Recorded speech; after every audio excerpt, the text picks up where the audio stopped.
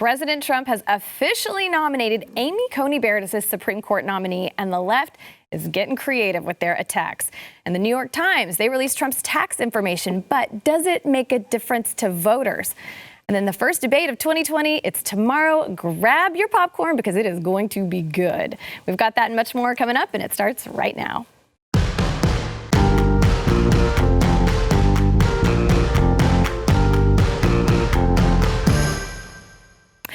Hey, welcome to the news and why it matters. I am not the lovely Sarah Gonzalez because Sarah just had a baby this weekend.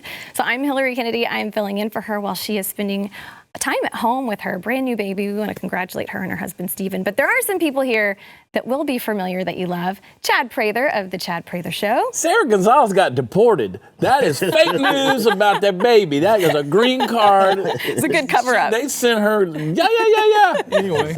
Anchor baby. It's good to be here. And then, good to be with you, Hillary. Good. Well, I'm glad that you guys are here. It's fun hanging out with you. And then Eric July, the host of For Cannon's Sake. Good to see you again, too. Thank you, of course. And we do have some pictures of Sarah and her sweet new baby, Stetson Michael. And she had a note that she wanted to give to all of you saying he's finally here. Stetson Michael arrived Saturday morning on his due date at 5:56 a.m., weighing 6 pounds, 8 ounces, 20 inches long. We are grateful for all the prayers and well wishes, and I hope to be back at the round table very soon. With love, Sarah. So congratulations to her and Stephen and their other son, Sawyer. They've got a beautiful family. So she's going to be missed, I know. So I'm sorry for all of you who were expecting Sarah today, but she's at home getting no sleep. Beautiful thing about being in rural Texas, which I was over the weekend, is they have these gas stations with great barbecue restaurants inside of them. I went in there, I got recognized, and immediately they came over, and I thought they were going to say, oh, let's have a picture and all this kind of stuff. No, they want to know about Sarah. When's she having that baby? And I was like, well, let me tell you, because I'm in the know. So congratulations to Sarah Stephen. Yeah, now when people ask, you can tell them she's already had him. All right, so we actually have a lot to get into today because there is a ton going on. The closer we get to the election, I mean, things are just out of control. But we'll start with President Trump. He nominated Amy Coney Barrett to the Supreme Court over the weekend on Saturday, just 1 week after the death of Ruth Bader Ginsburg. All right, so there's 38 days before the election. He said, today, it's my honor to nominate one of our nation's most brilliant legal minds, Judge Amy Coney Barrett. A lot of people agree with that. He said Barrett will decide cases based on the text of the Constitution, and he urged the Democrats to give her a respectful and dignified Senate hearing, and he cautioned the media from stoking a personal and partisan confirmation process. And she gave a speech and she honored the life of Ginsburg, pledged to uphold the Constitution. She said she's deeply honored by the confidence that Trump has placed in her. People have already started attacking her, though. You know, a lot of people thought they were really going to come for her because she's a devout Catholic. She's a mother of 7. She's got 2 adopted children and then another with Down syndrome. But leftists, they did start attacking her faith initially, but they've really started attacking her family, even suggesting that she illegally adopted her children. So her Senate confirmation, it's coming up on October the 12th. It's reportedly going to last 4 days. What are your opinions on Amy Coney Barrett, and do you think Trump made a good decision? I think he made a great decision, and congratulations to Judge Amy Coney Barrett for getting the nomination. I think it's going to be a great, confirmation process. They don't even have to do that, right? It's just the graciousness of the party to be able to say, okay, because they already know they have enough votes. Even if Mitt Romney were to flip-flop and go to the other side, they've got Mike Pence, who'd be the 51st vote. So they're going to do the hearing. They don't have to do the hearing. They could go straight to the vote, but good for her. I think she's solid. I think she's a person of character and integrity. She definitely, look, we've seen she's got a track record. She seems to interpret the law based on the Constitution, so that's what we want. And it's perfectly within the rights of the president to fill that seat and to do it before the election. And according to Lindsey Graham, it'll happen on the 22nd of October, so we'll see how all that goes down. It's going to be some exciting few days, and when I say exciting, I mean hold on to your seats and strap in because it's going to be weird. Yeah, it is. Yeah, no, it was going to be, it didn't matter who that was nominated. Let's just be completely honest. They could have nominated Jesus. And they would have found something wrong with what he or she did. So that was my expectation. Now, when you hear more about her story, though, it's it becomes, when you consider the leftist general perspective on things, it becomes significantly harder to criticize her, not in just her being a woman or anything like that, but of course her having this family, big family, adopting these kids. You can't play that race card or anything like that. Definitely she's adopted these beautiful black kids, and they're like, but crazy enough, that's what they attacked her for. Yeah. That was one of the more bizarre things for me to see out of this whole entire situation. Like, a lot of blue check marks of all things to Grill, which I guess that would have to speak positively for the folks that do support Barrett, and that was what they dwelled on. The fact that she stole those kids. Yeah, she stole those kids. She colonized, white colonized.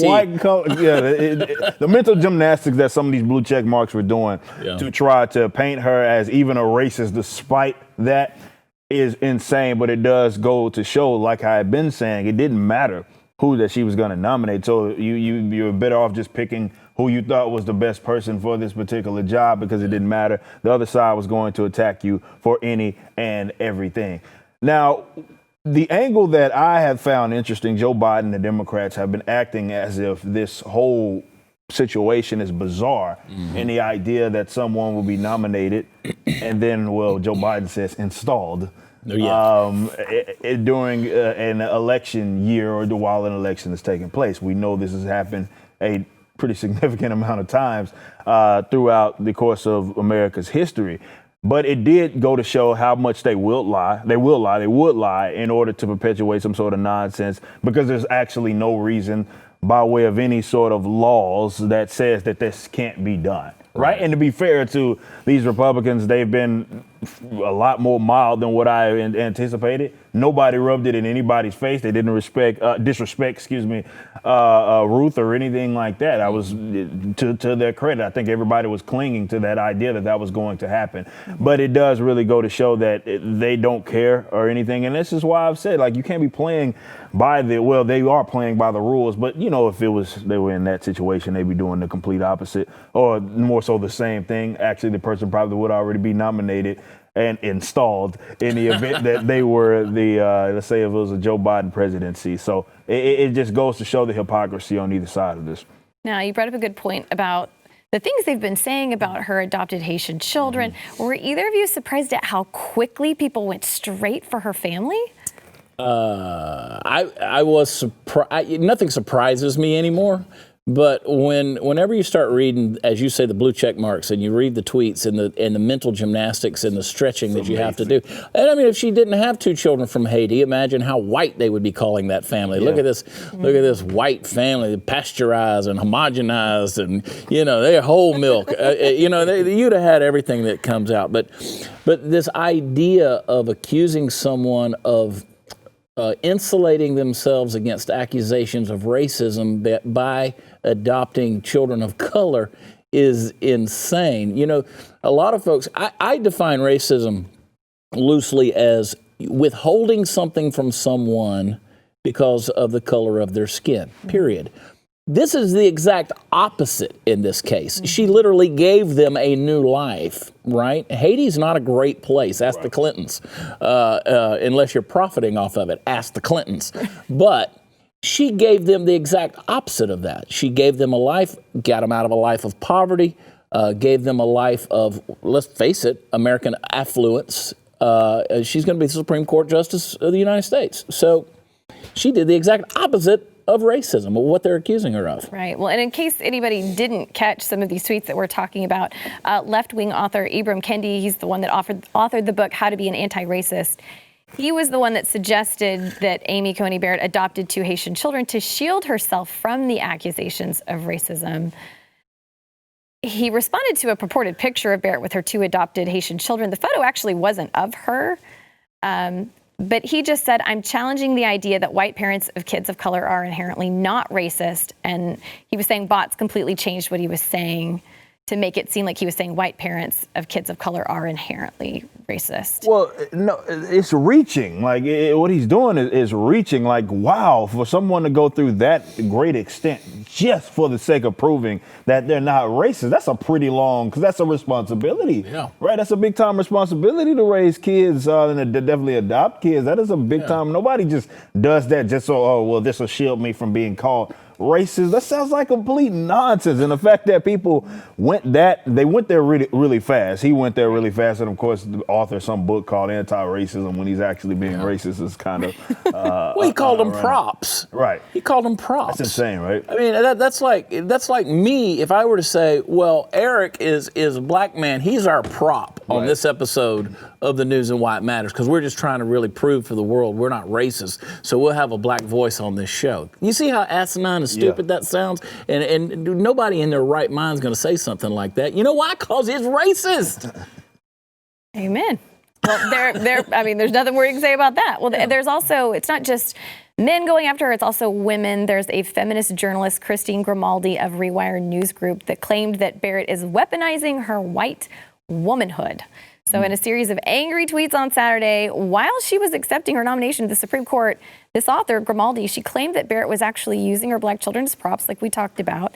And she said that she's weaponizing her white womanhood to grab whatever power managed to slip through the cracks in the Trump administration's unrelenting misogyny. So she said that Trump and Barrett are using her black children and her child with Down syndrome to score political points. She said it isn't surprising, but it's no less appalling.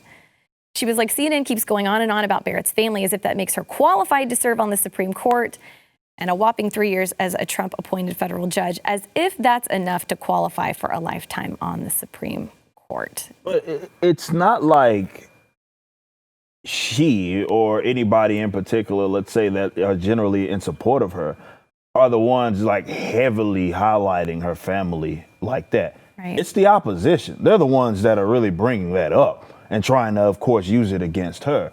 So for people to act like she's weaponizing it just because it exists, just because it is, like, how do you weaponize something that just is? Like, that's her family. Nonetheless, that's her family, right? I mean, I'm not completely crazy in saying that. So it just goes to show that, again, mental gymnastics is what it is. It's reaching. They had a particular narrative that they were going to perpetuate regardless. And this is why I encourage people not to go that route with particularly leftists, because they'll drag you down, and they have their defaults that they're going to attempt to apply. They don't even have to know anything about you, really. They already have this sort of, that's why we call them NPCs, because it's like to have these scripts, right? And they start sending out these scripts. And even with this situation, I saw a bunch of blue check marks all of a sudden start talking about her integrity because she actually accepted the nominations. And they're saying that a bunch of blue check marks seemingly around the same time got to saying, well, that proves that she's not really qualified because nobody would accept a nomination during these circumstances. So it's just like, they already had their mind made up. Like I said earlier, they could have gave you Jesus. They could have gave you the perfect human being, but they would have somehow worded it as if there was something racist, because that's really their entire platform, right? Racism, misogyny, all of these sorts of ideas. And because they can't really say that, they can't really, how do you really claim they're racist? Definitely if they adopt black children, or how can they say that Trump's a misogynist if he nominates a woman?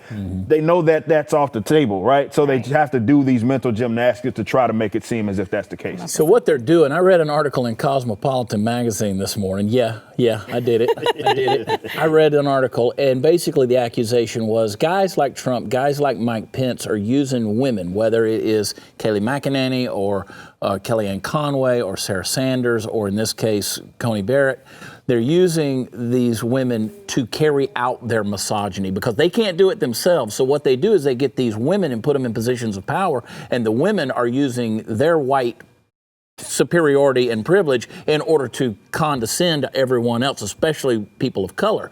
So it's interesting to the point. That's where they take that mental gymnastics. Yeah. And I can say this. I come from a family that was adoptive. I have a brother that was adopted. He's my brother. I can love him, hate him, like him, dislike him, whatever. I can talk about him all I want.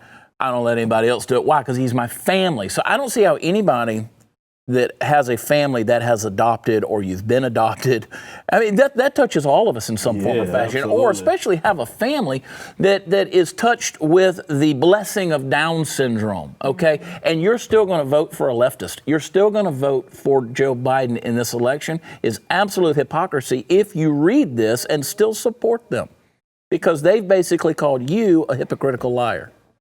100%, 100%. And we've covered a lot of ground, and we've got more to cover with Biden saying moving forward with the nomination before Election Day is abuse of power. We're going to talk about that coming up. But first, we want to thank our sponsor, Home Title Lock. So what does COVID-19 have to do with losing your home? Well, a lot, actually. The FBI reported that since the virus struck, cybercrime is up 75%. And you can't believe this, but it does get worse. The legal title to all of our homes, they're online now. And the crime is called home title theft, and it is everywhere. Cyber criminals, they find the title to your home online, they forge your signature on a quit claim deed, and then they refile as the new owner of your home, and you're off the title. So they destroy you by taking out loans against your home, they steal the cash, and then they stick you with the payments. And the worst part, you may not even know until you get a late payment or a foreclosure notice. Awful. So Home Title Lock, they protect your home's legal title because your home is your most valuable asset. It's your safe haven. So Home Title Lock puts a virtual barrier around your home's title, and the instant that they detect any tampering, they shut it down. So first things first, go to HometitleLock.com, register your address to see if you have already been a victim, because you might not know, and then use code RADIO for 30 free days of protection. That's code RADIO at HometitleLock.com. We'll be back in just a minute.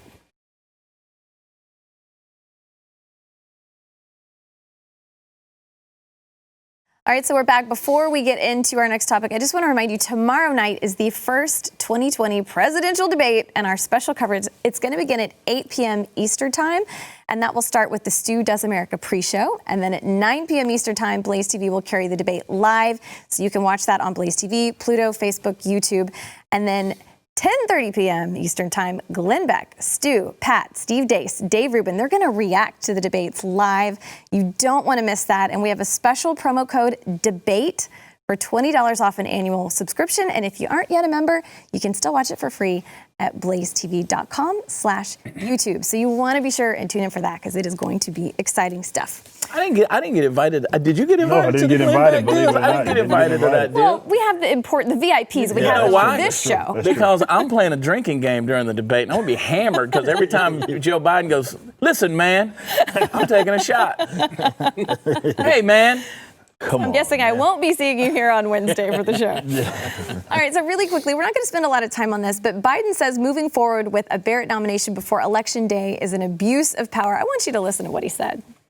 The U.S. Constitution provides one chance, for the Americans to have their voices heard on who serves a lifetime appointment on the Supreme Court, who makes those big decisions about their health care, their civil rights, and much else. That chance is now.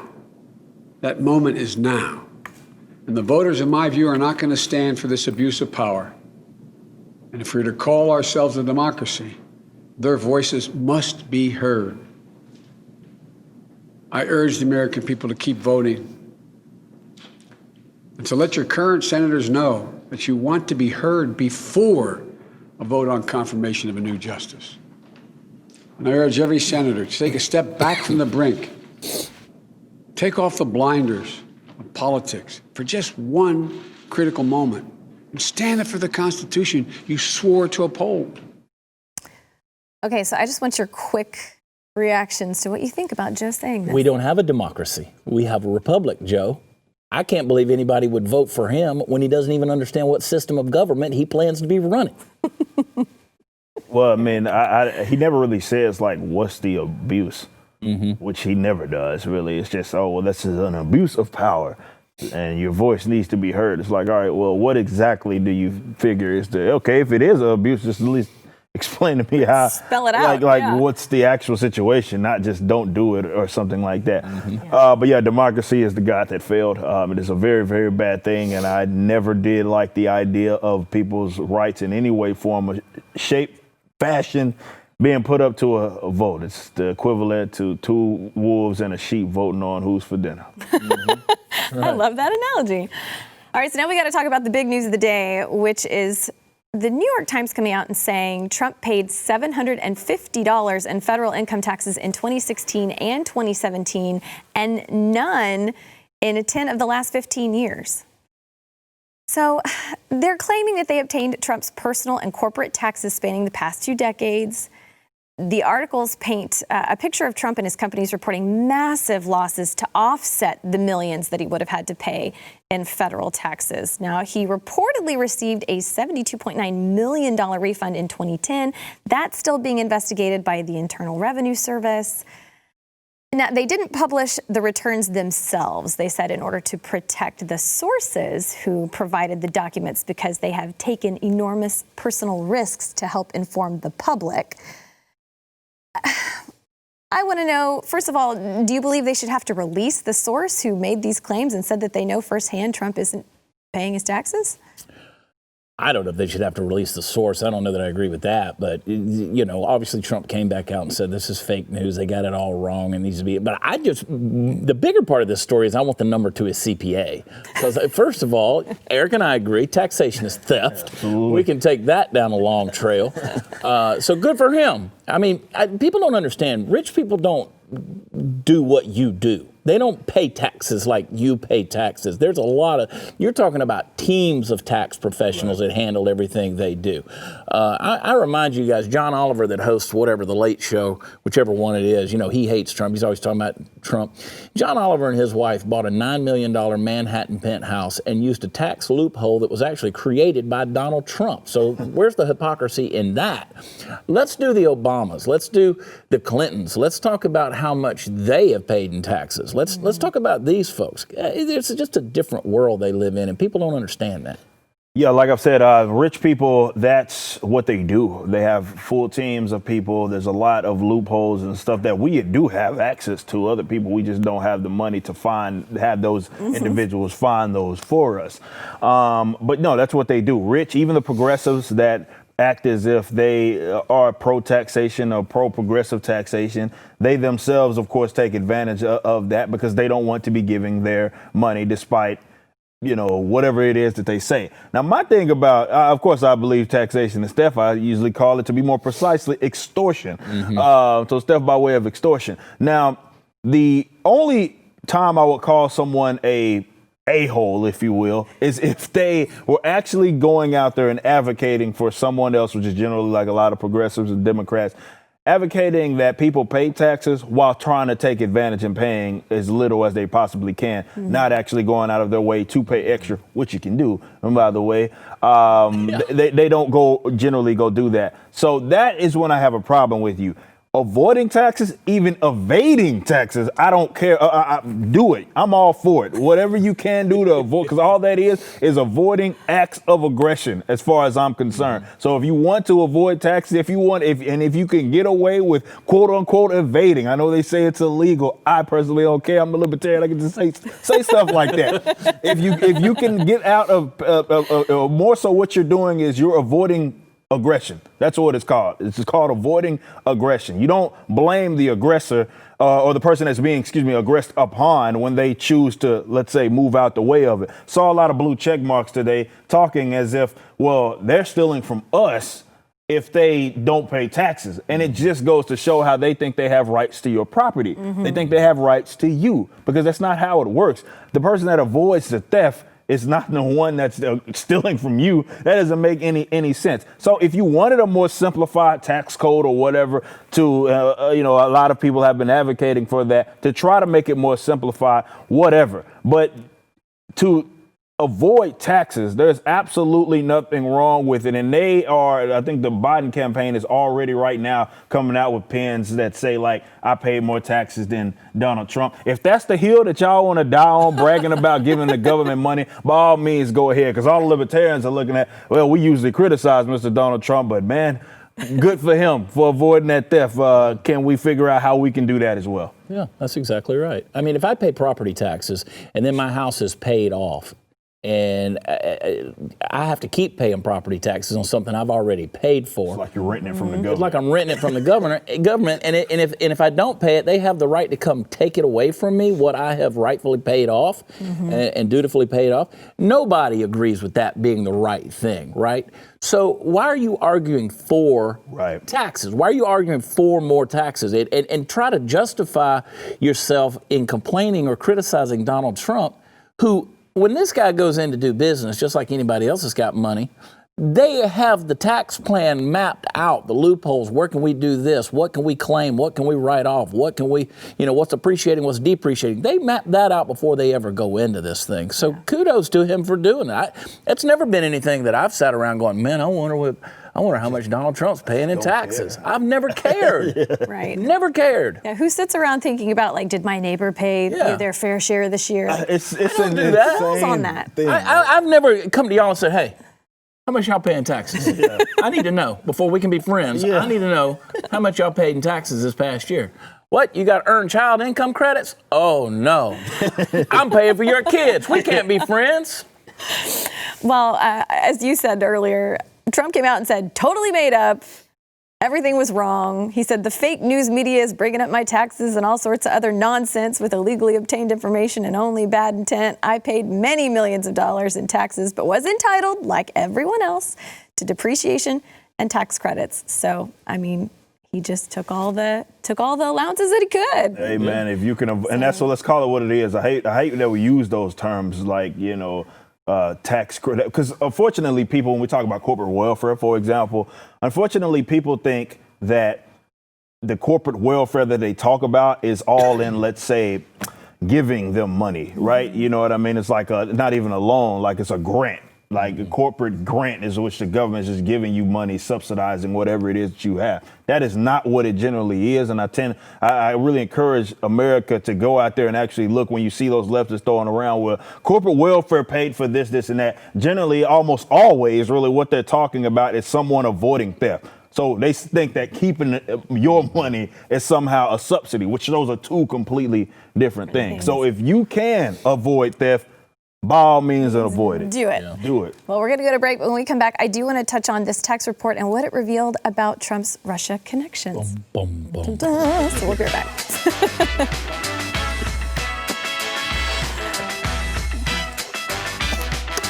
Yeah, I wish you would teach a master class. Yeah, man. All right, so we're back, and we need to talk about the New York Times Trump tax report and what it revealed about his Russia connections.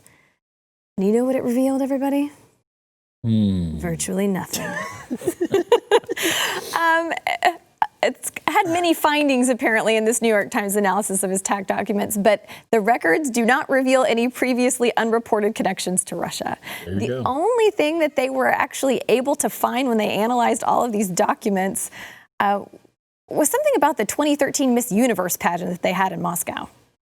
So as a co-owner of the pageant, he made $2.3 million from the event. It was underwritten by a Russian family that seems a little shady. They lost money on the deal, but for Trump and NBC, the pageant was lucrative. That was basically it. That's what they found. Yeah, shocker. So exciting times with the New York Times report.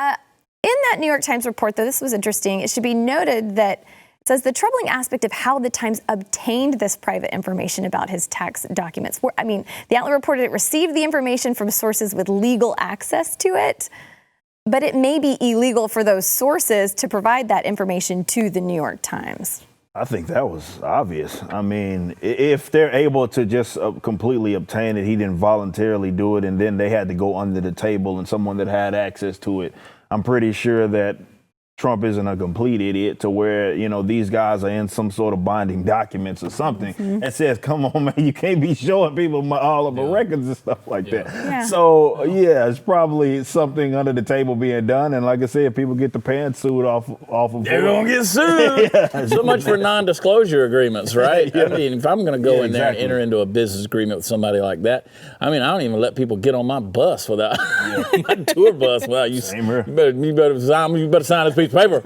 You want to party on my bus, you got to sign this piece of paper. I don't need you coming back in here sharing pictures and stuff. You just don't do business like that. So I hope somebody gets just a crap suit out of them. Well, and just a side note on this whole Russia thing, too. Donald Jr. tweeted, Hunter Biden received $3.5 million wire transfer from Elena Baturina, the billionaire widow of Yuri Luzkov, the former mayor of Moscow and a known associate of Vladimir Putin. So where are our fearless journalists now that there is a real Russia connection? Yeah, they've been getting away with a lot over there, and that's been kind of just pushed by the wayside. We've talked about it here on the show, Hunter Biden and so forth, but when you look more and more into that, it's like, man, if that was the shoe was on the other foot, we know he'd be getting reeled, man. But this is, to be honest, is really not being talked about unless you're watching over at Blaze TV. That's right. That's the only place that you're going to be able to catch it. But yeah, those guys are acting as if it doesn't exist. To be fair, I haven't even really seen anybody even talk about it coming from the other side of the aisle. So it's an interesting thing, and I think that's swept under the rug. Yeah, just swept under the rug, most definitely. All right, so we'll talk about the debates really quickly. They're coming up tomorrow. First of all, do you think Joe's going to show up? And then if he does, how do you think it's going to go? I love the idea of doing a drug test. I love Trump's idea to be able to do that.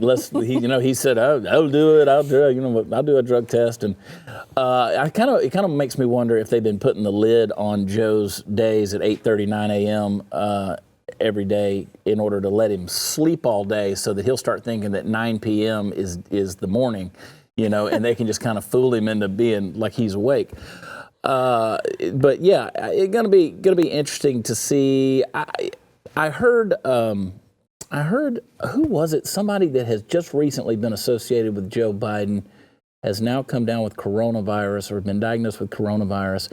So if he does show up, it'll be the last time he shows up.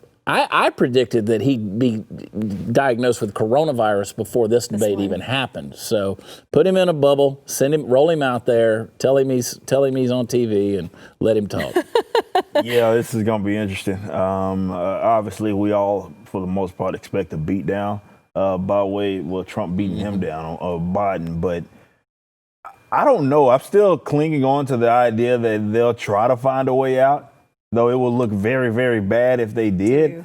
I wouldn't be surprised if something came out and said, okay, we're going to adjust for the sake of whatever. Maybe the coronavirus is their way out. I don't really know. But yeah, of course, it's going to be a beatdown. And this is what we all have been looking certainly forward to see if he can actually hold, it's one thing to read from a teleprompter. But it's another thing to have to think on your toes and respond maybe specifically to some of the criticisms that your opponent has on you. And I don't know if Joe Biden, in that mental state has the capacity to honestly be able to do that. I don't think that he does, and I would be very surprised if he can somehow pull that off. Well, that's why the tweet that you mentioned, Donald Trump, if people haven't seen it or read it, he said, I will strongly be demanding a drug test of sleepy Joe Biden prior to or after the debate on Tuesday night. Naturally, I will agree to take one also. His debate performances have been record-setting, uneven, to put it mildly. Only drugs could have caused this discrepancy. And then he also tweeted, Joe Biden just announced that he will not agree to a drug test. Gee, I wonder why. Because, some days he's firing on all cylinders, it seems like, and then other days you're like, oh gosh, someone please just remove him from the situation, because it's hard to watch. What I was referring to earlier, apparently Ralph Northam, the governor of Virginia, who Biden was just with, has now been diagnosed. Right? Diagnosed with coronavirus. That's who I was alluding to. Couldn't think of who it was. But here's what they're doing with Biden. Joe, they're bringing him down, and they've been debate prepping him now for however long, and they're saying these are the topics that are going to come up. Now, we want you to memorize these 3 to 4 points. Memorize these. Be able to regurgitate them. Here's 2 attack points on everything. Memorize those. And so it's going to be like pulling a string and winding him up to the degree that Trump can come out there and really push him on the Ukraine, push him on Hunter Biden, push him on China and all of these things, and really get him riled up. Because let's face it, Joe's got an anger problem. We've seen it.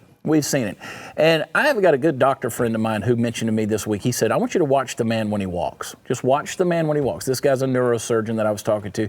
He said one of the things that happens when somebody has had brain injury or some kind of trauma or there is dementia going on, they don't swing their hands when they walk. Men naturally walk with their arms swinging. If you'll notice, Joe doesn't do that. There's something going on. And I say that not to criticize or pick on the man. I'm just saying it's a sad state of affairs when that is what the Democratic Party is hanging their hat on to be the next Democratic president of the United States. It's a sad, sad deal. He's a Trojan horse. We all know that. He's a placeholder for something that's coming later on. So just be wary and watch in these debates. Yeah, the debate is going to be really interesting. I'm going to grab my popcorn. Skinny pop. Yes, I need my skinny pop. My skinny pop, yeah. All right, so we got to go to break, but we'll be right back. Skinny pop. Man, my popcorn, my club soda, since I'm trying to give up. Soda. Diet Coke, yeah.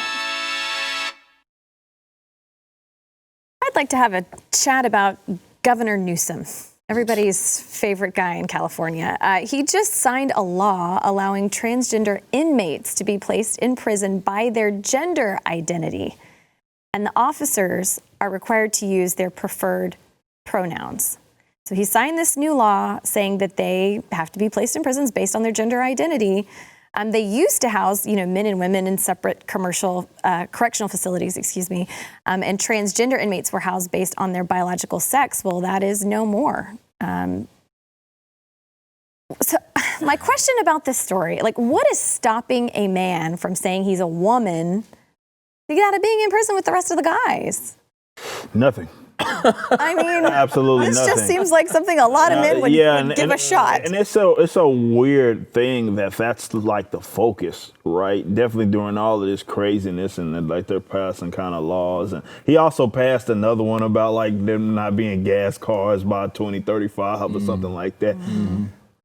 When I think of like your typical white leftist, I look at Gavin. I really do. No, seriously, because when you hear him talk, when you hear some of the things that he advocates, and you think, golly, that's kind of loony, man. Like that someone would even focus on that right now. And the ones that are generally bogging up my mentions and attacking me and all this sort of stuff. That's what happens when they get in positions of power. Yeah. That's what it looks like. And it looks crazy. It looks crazy as hell. It's like, that's what we're talking about right now. People wanting to identify as whatever they want and then being put in whatever correctional facility based on what they say, not obviously based on what they are biologically. Of course, that's going to create some issues once folks find out if that is a loophole that doesn't seem to have that many restrictions, and it's just basically, and that's how they're treating gender these days anyway, is that it's something that can be changed on a woman, whatever you identify as. That's what other people have to unfortunately identify you as. So yeah, this could get some situations could come out of this, like bad ones, and I hope that it doesn't get to that point. I would like to, if I was in California, I would identify as not guilty. That way I don't have to go to prison at all. I mean, it's just as logical, right? I'm not guilty, and that's how I identify. I mean, just because you're guilty don't mean you did it, right? So I'm just not going to go to prison at all. But I tell you, this is going to be one of those where science really bites them in the rear. It's going to be guaranteed really, really bad. And for those born biological women that identify as a man that get sent to the penitentiary, it is going to be very, very bad, because I promise you, if Bubba's willing to snuggle up with Johnny, let me tell you something, Susie, just because you call yourself Tyrone now ain't going to change anything when it comes to cell number 13. Yeah, I agree. I think it's going to be bad news all the way around. Well, and I mean, when you've committed a crime that's sending you to prison, I just don't feel like you should be able to dictate, well, I feel this, or you have to call me this. I mean, at that point, just be glad they're giving you a meal 3 times a day.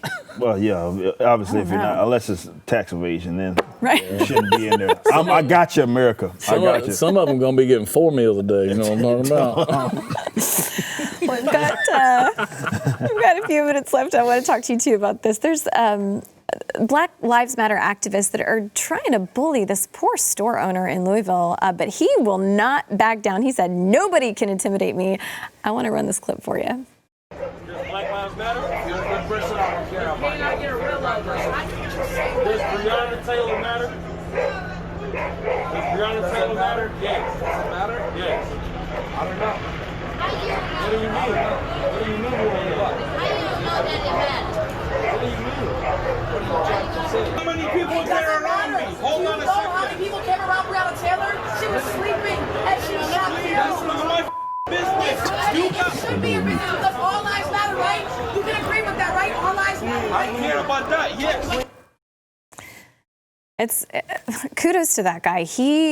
They've been trying to pressure him to support their cause, to agree with them, and he's like, you can't bully me into agreeing with something that I don't agree with. He's been sleeping, guarding his store for 122 days, which is incredible. But anyway, as they confronted him and asked him, does Black Lives Matter? He said, if you're a good person, I will care about you. If you're a bad person, no. What do you think about this guy? I mean, sleeping that many days. I'm glad he's got the I mean, patience that he's got and the long suffering, because there's a lot of folks out there that just wouldn't. Yeah. They wouldn't continue to put up with that. You'd discover some black lives that don't matter because you get in his face the wrong time, and that man pull up that AR-15 and it's a whole other story, right? He cares about his own life, and he cares about his own livelihood, and that's what he's defending, and he has every right to do that. Yeah, 100% he has every right to do that. And that's really the only way that you deal with those types. I did a video the other day talking about how those types demand allegiance. And you see that. It's a weird thing. We've seen this with the mask stuff. We've seen this with this. This is not the first clip where we see a group of people try to surround someone and they're demanding, like, say this, say her name, say his name, say Black Lives Matter. It's an allegiance thing. You know what I mean? And that's the only way that stuff starts to slow down is when people say, no, not trying to appease that, because you can't really ever appease that crowd anyway, but they are betting or banking rather on the fact that you will at some point, concede. Right. And that's what they want. And this is why you see all with these businesses and stuff. This is why they're getting more and more out of control. We just heard that Spotify, for example, their employees are demanding they be able to censor Joe Rogan. This is what happens when you allow them any sort of power and you bend the knee to them. Mm-hmm. So that is more so, obviously that's in a more extreme form, in the fact that this individual is obviously standing in front of their own personal business. But I think that it's more of an analogy to what's happening around the world and in all different subcultures. And that's how you have to deal with it. It's like, you do whatever it is that you want, to do. But one thing I'm not going to do is just support your cause just because you're demanding that I do it. Right. He's got our respect for not backing down, that's for sure. Yeah. All right, we'll be right back. We've got our poll question coming up next. Yeah, he's a tough dude. And, well, and I like that he's an immigrant from Jordan, and he said, I came to this country. Yesterday's poll question, this is one of my favorites. Which of these institutions, if any, do you trust? The FBI, the CIA, the NSA, or none? Surprise, surprise, 90.7% of you said none. I agree. Yeah, I agree with that too. I agree. I'm sad that I agree with that, but I agree with that. Chad? No, I 100% agree. Yeah, I don't trust Okay. I figured we would probably all be in the same boat on that one. 100%. But let's give them more tax money. Let's do that. Yeah, exactly. Yeah. Let Keep them funding tell it. these institutions we don't trust. Yeah, exactly. We don't trust any of you, but all right, so we're going to have another poll question for tomorrow too. But yeah, I feel like I heard Stu say the NSCAA, he trusts them. Yeah, most definitely, man. The government is it's rotten. It's rotten. And you see all of these things. This is what gets me about America. You see all these things going down, and they still want to just throw money at it. Yeah. I don't understand it. I really can't wrap my mind around it. You think Yeah. you don't trust them. Why do we keep funding them? We thought they were nonpartisan, and we would have still thought that if Hillary Clinton had been elected. Thank God for Donald Trump in that regard. It's exposed a lot of stuff. Absolutely. That's Absolutely. exactly right. Well, this was so much fun, you guys. I know we all miss Sarah and Steven. Congratulations. We hope that maybe you're getting Absolutely. a little bit of sleep. Oh, we do have our poll question really quick. I don't have that in my notes, I don't believe. Oh, there it is. Okay. You would think I had the baby. I've got baby brain. Will the leak of Trump's tax records change anyone's mind on the 2020 race? No, I mean it may make libertarians support them to try to figure out if they can do that. I doubt it. That'll do it though. But if anybody, it will be like, yeah, man, Dodger Texas is awesome. I think most people have made up their mind. I mean, They don't you even think? care. Most of them are. This ain't going to be the deal. Yeah, I agree. Yeah, most definitely. All right. Well, we'll see you back here tomorrow. Same time, same place. More fun poll questions. Thanks, guys.